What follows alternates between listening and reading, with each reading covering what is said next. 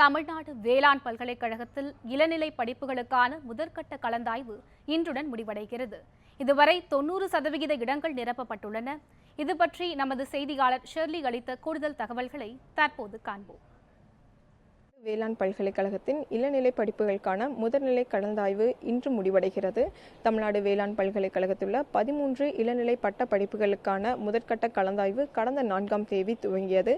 இதற்கு முன்னதாக ஜூன் 27, 28ஆம் தேதிகளில் சிறப்பு பிரிவினருக்கான கலந்தாய்வானது நடத்தப்பட்டு 32 இடங்கள் அதற்கானது நிரப்பப்பட்டது.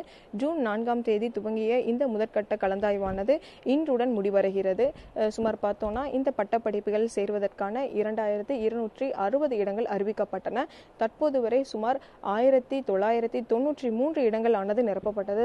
குறிப்பாக பார்த்தோம்னா பெரும்பாலான இடங்கள், அதாவது 90% இடங்களானது இந்த முதற்கட்ட கலந்தாய்விலேயே நிரப்பப்பட்டிருக்கிறது.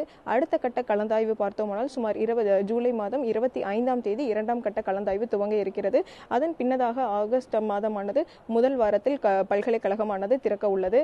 குறிப்பாக பார்த்தோம்னா அனைத்து ஆண்டுகளைப் போலவே இந்த ஆண்டும் பிஎஸ்சி அக்ரி பாடத்திற்கான மாணவர்களின் சேர்க்கை அதிகரித்திருக்கிறது. மாணவர்களின் ஆர்வமும் பிஎஸ்சி அக்ரி பாடத்தில் சேர்வது அதிகரித்தே காணப்படுகிறது. ஆனால் இந்த ஆண்டு புதிதாக உணவு பாதுகாப்பு மற்றும் பதப்படுத்தல் திட்டத்தில் மாணவர்களின் சேர்க்கை அதிகமாக காணப்படுகிறது குறிப்பிடத்தக்கது. ஒளிப்பதிவாளர் கார்த்திகேயனுடன் ஷியாலி, நியூஸ் 7 தமிழ், கோவை.